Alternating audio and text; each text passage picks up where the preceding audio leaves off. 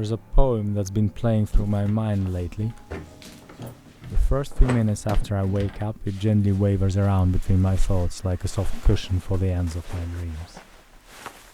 It has been gently following me along the curve of thoughts about life and love, easing me into the first wave of crystallization. I wash up, look out upon my day, and I see a film. I see my office, my home, the things I did and things I still want to do in those places. I see meeting strangers, finding unexpected things.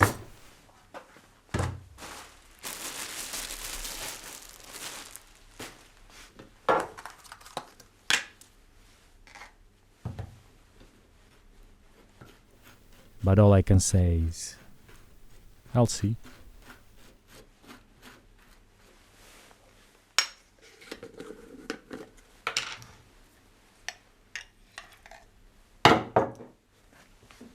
Without leaving the door, one knows the world.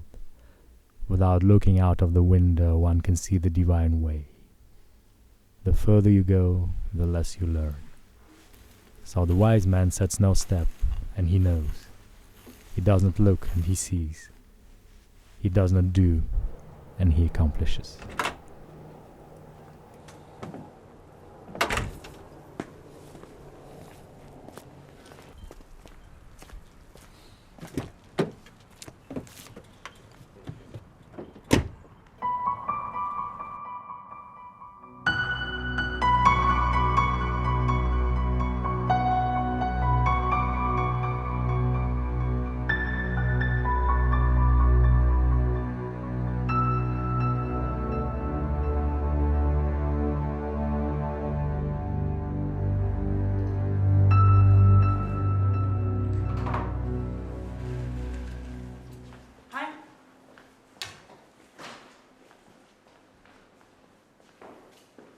Ben, the report you sent me, it's the biggest load of crap I've ever seen in my life.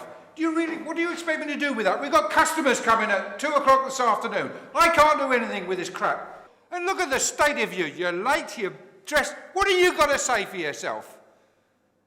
I tell you what, What? I'm cool with it. What is that? Cool? What do you mean cool? Ben, come back here. I'm talking to you. What the? You're fine if you walk out that door. Ben, come back here.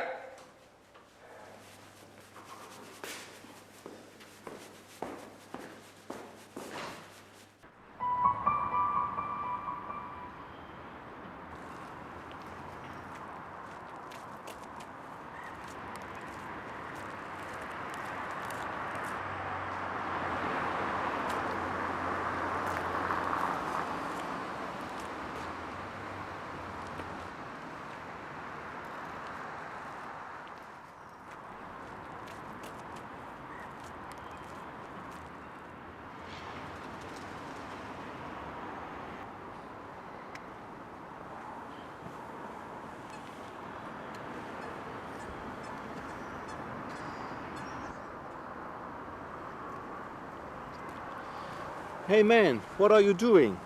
This is a perfectly nice tie. Why would you ever throw such a thing away? Oh man, it's pure silk. To be honest, I don't care much. It's all just image. We live upon an ambiguous moral pressure laid upon us by the society to, on one hand, be oneself, and on the other hand, be a good person. But how is one a good person anyway?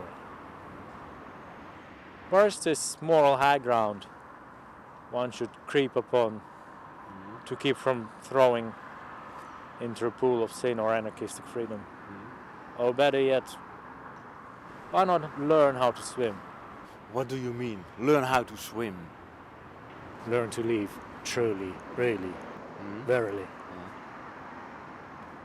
To just observe all this, that feeling or that natural phenomenon that may come forth, and then just be whatever you can be in whatever may come to pass. You can't live on dreams like that, believe me. I've worked in an office once, and believe me, I do anything to get my hands of that nice, sweaty cash. Oh, that tie suits you perfectly, man. Keep it. Thank you. You look like you need a drink. I certainly do. It's just that with this feeling of freedom comes the realization that everything is trivial. I've been doing things, but I haven't been living them. But I was happy, wasn't I? I liked my job, had a couple of girlfriends, I've got a rich group of friends, and we sure had some good times together. Yet they bore me. Time stands still in their company, and I find myself thinking of an unending stream of unrelated images, which fulfill me 1,000-fold of what they can.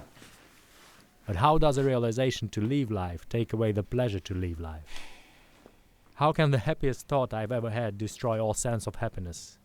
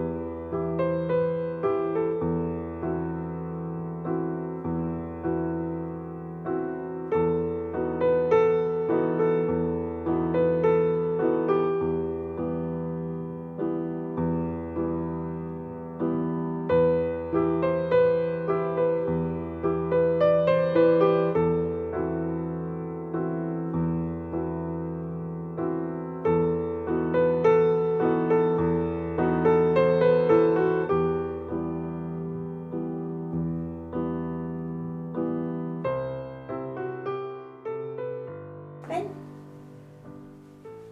would you like to come through?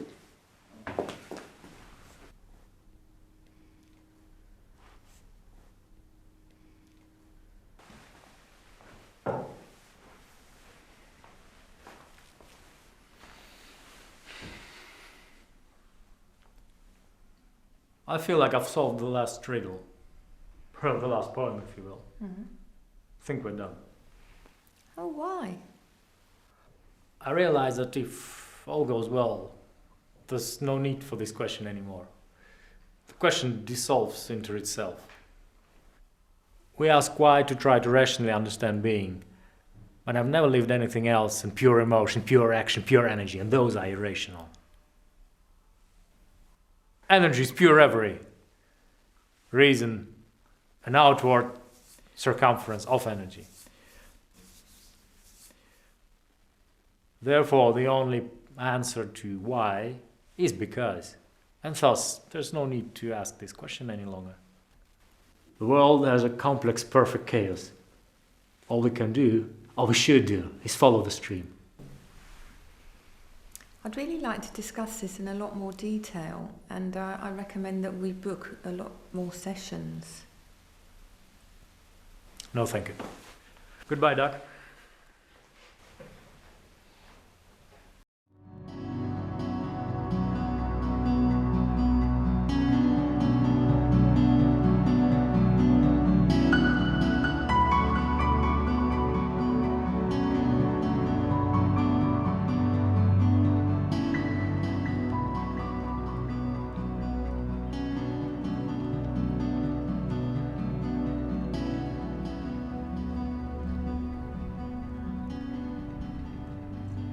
From knowing to not